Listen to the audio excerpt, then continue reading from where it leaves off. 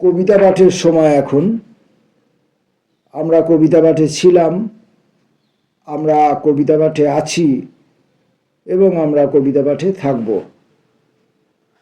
আজকে আমরা ফের শম্ভুনাথ চট্টোপাধ্যায়ের কবিতা পড়ব।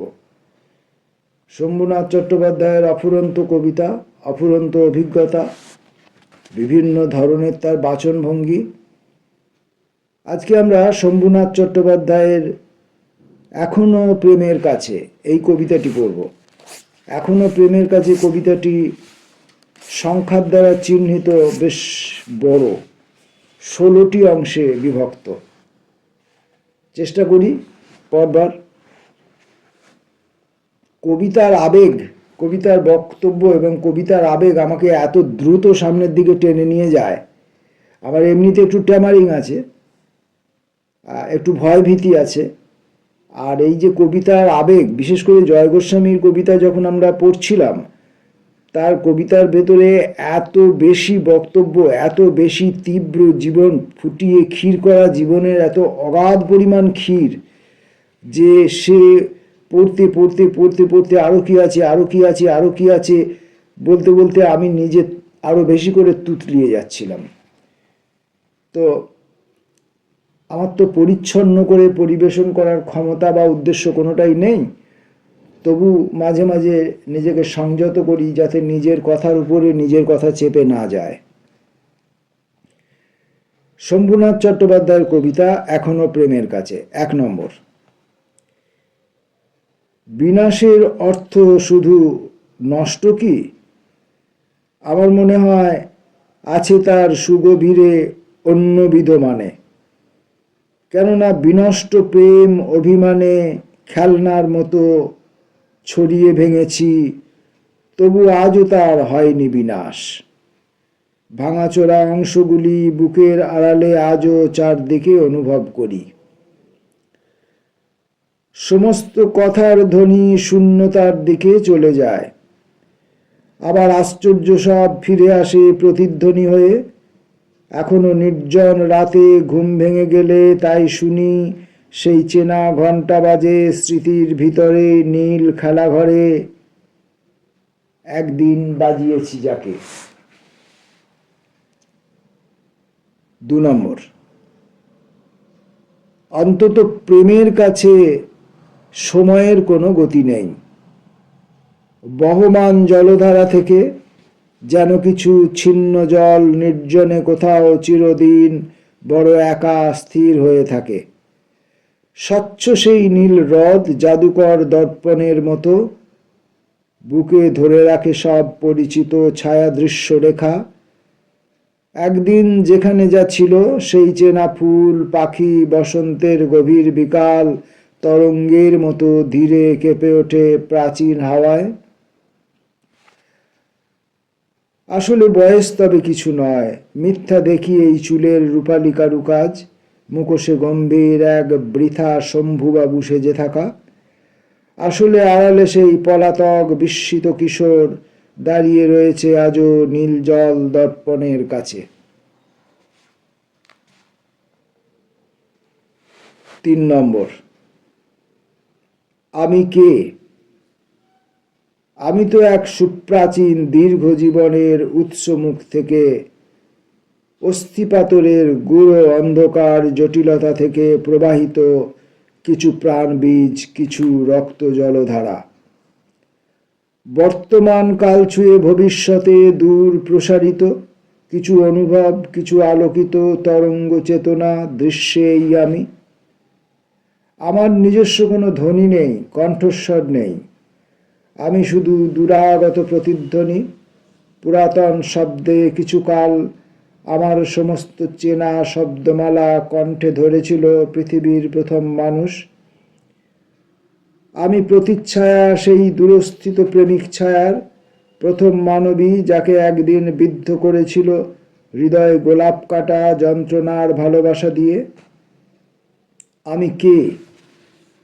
আমি তো সেই অতীতের বিক্ষত হৃদয়। 4 নম্বর। এখনো শরীরে আছে অতিদূর রহস্যময়তা, বুকের গভীর জলে লুকানো মাছের মতো মন। রূপালী ঝিলিক হেনে সরে যায় নির্জন অতলে, তবু আজ স্থির কিছু প্রশান্তি এসেছে কুল ভাঙা।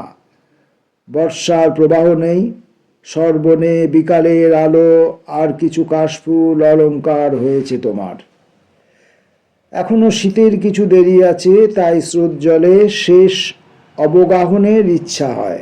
দূরে মেঘরাঙা, বিষাদ গদুলি আসে, দৃশ্যপটে তবু লাগে ভালো তোমার সুঠাম গতি, শরীরে তরঙ্গ রেখা। আর মনে হয় তুমি যেন এখনো বলনি সব কথা, এখনো বুঝিনি আমি শব্দহীন নদীর ধরন।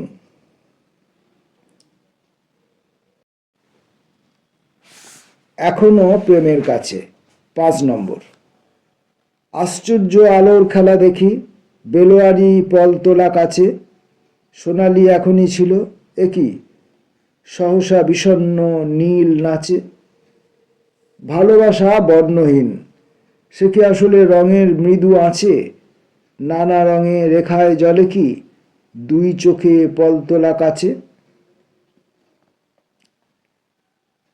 সারাটা দিন এডাল ওডাল পাতা নাচাও, হৃদয় তুমি পাখির মতো যখন যাচাও। তৈরি আছে গাছ পাকা ফল, মাঠের আকাশ, ডানার নিচে নিরুদ্দেশের সহজ বাতাস। তৈরি আছে দূরের স্মৃতি একটি খাঁচাও, কোথায় যাবে চারদিকে তার ছায়া আভাস।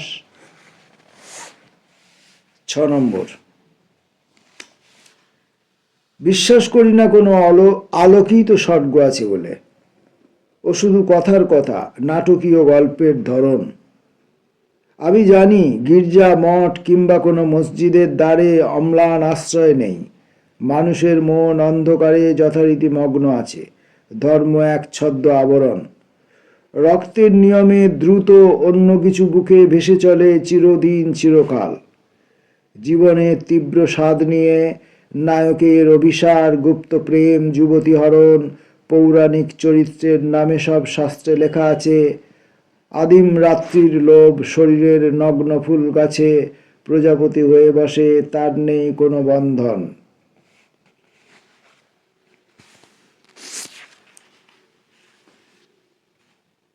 পরবর্তী কবিতা 7 নম্বর। তাজের মিনারে জলে জ্যোৎস্না, যেন সুদূর পারস্য থেকে আনা রত্ন পাথরের নীল জাদু মায়াজাল। ভালোবাসা অমনি নীলাভ কিছু অলৌকিক আলো। আসলে বাগানে ফুলগুলি ফুটে আছে তরুণী চোখের মতো। যমুনার পাশে মায়াবী জ্যোৎস্নায় আমি বসে আছি বিষণ্ণ প্রেমিক কিছুকাল। আমার মুখের দিকে চেয়ে আছে ইরানি গোলাপ, নীল অন্ধকারে এক সম্রাটের মতো। তীব্র বাসনায় আমি নত হয়ে কখন তাদের কাছে যাব। ছিন্ন করে রেশমি সবুজ পাতা, উজ্জ্বল পোশাক, দিব্য শরীরের সব গন্ধ রেণু আগুলে জড়াবো। যেন সেই লাজুক ইচ্ছায় তারা অস্থির অথচ খুব স্থির হয়ে আছে। সমস্ত রমণী দেহ অবিকল রূপবতী গোলাপের মতো প্রস্ফুটিত হতে চায় প্রিয়তম পুরুষের কাছে। রক্তের গোপনে এই চিরন্তন সত্য আছে বলে মন পর্যটন করে প্রেম থেকে অন্য আরো রমণীয় প্রেমে। গম্বুজে খিলানে ছায়া স্পষ্ট মুখে স্বীকার করি না, তবু জানি এক স্মৃতিমন্দিরের সীমা থেকে দূরে আরও স্মৃতিমন্দিরের চূড়াগুলি জ্যোৎস্নায় লুকানো ঠিক আছে। নতুন আলোর লোভে চিরকাল ছুটে যাই, অথচ বিষাদ নিয়ে কি নিপুণ খেলা খেলি। তাজের বাগানে একা অন্য মনে কিছুক্ষণ থেমে। আসলে জীবনে সম্রাট পুরুষ আরো সিংহাসন পেতে চায় উজ্জ্বল যুবতী কাছে এলে। 8 নম্বর কবিতা। রূপালী বর্ষার মতো কাশফুল, যেন কার স্মৃতি বিদ্ধ হয়ে আছে দেখি শরতের বুকে। হেমন্তের দুই চোখে জলরেখা, দুঃখের শিশির, তারপর শূন্য মাঠে উদাসীন শীতের কুয়াশা। সমস্ত মিলিয়ে সে কি ব্যর্থ কোনো প্রেমের লক্ষণ? ঋতু নয়, আমি দেখি শান্ত তিন প্রেমিকের মুখ।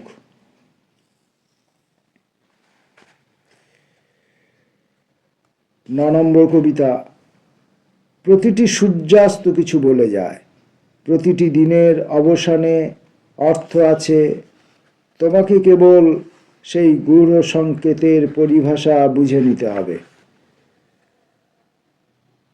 শুরু সব কিছু নয়, আছে আরও শেষের ভূমিকা যৌবনে, জীবনে অথবা প্রণয়ে।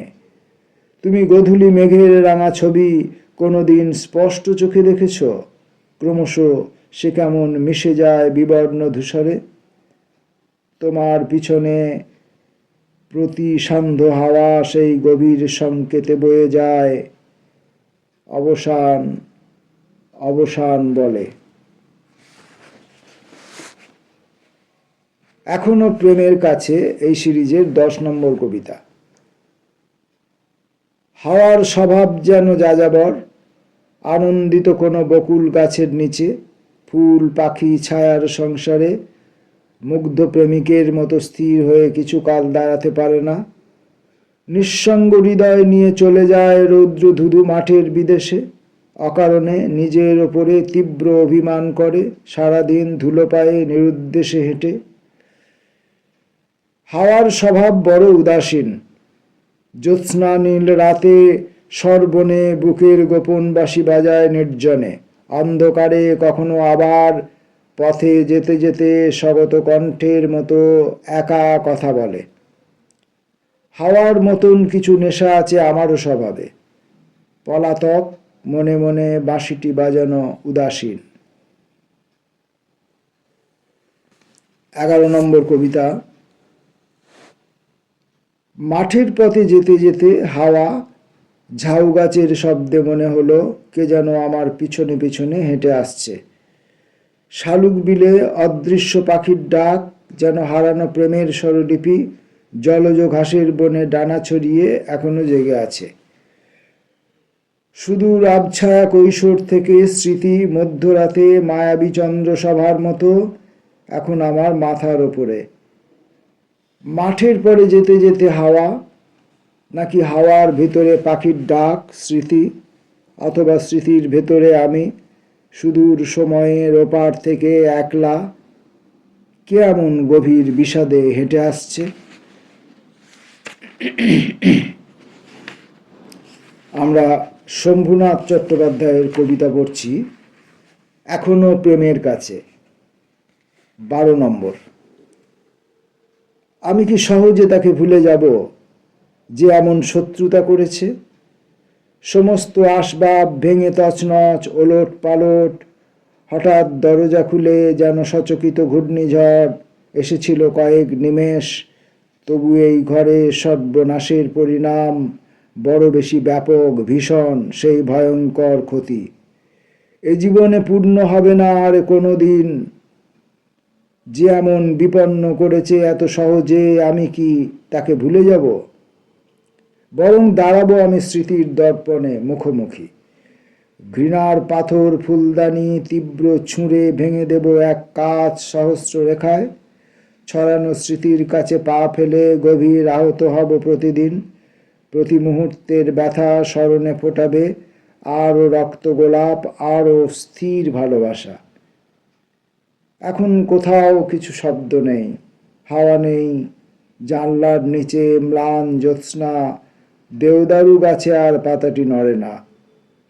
ঘূর্ণিঝড় এসেছিল মনেই হবে না।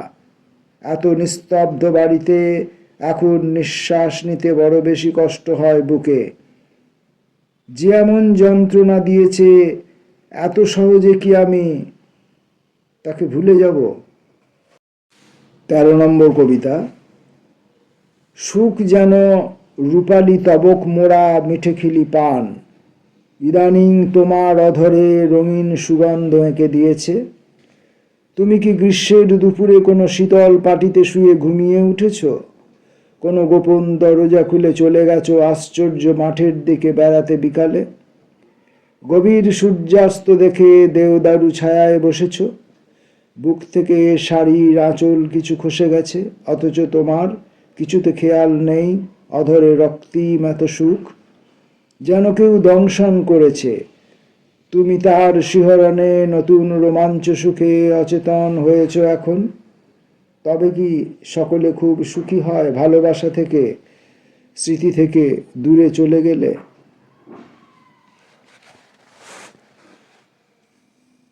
ভালোবাসার স্মৃতি থেকে, ভালোবাসার স্মৃতি থেকে দূরে চলে গেলে মানুষ কি সুখী হয়?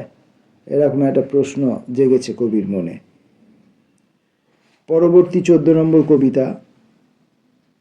মাঝে মাঝে দুর্ঘটনা ঘটে যায়, চলন্ত ট্রেনের সশব্দ চাকায় দেখি ছিন্ন ভিন্ন হয়ে যায় কোনো তীব্র অভিমান। কিছু অশ্রুজল মিশে যায় সুনির্জন দিঘির অতলে। স্বপ্ন কিছু সাততলা ঝাঁপ দিয়ে ভেঙে পড়ে সহসা চকিত ফুটপাতে। বিষবড়ি মুখে তুলে বিষণ্ণ আগুলে কিছু ব্যথা আধারে ঘুমিয়ে পড়ে একা। দুর্ঘটনা ঘটে যায় মাঝে মাঝে, জ্বলন্ত শিখার দাপাদাপি, সারা ঘরে কেরোসিন গন্ধে চেনা যায়। কেন এই সর্বনাশ? তুমি সব জানো ভালোবাসা।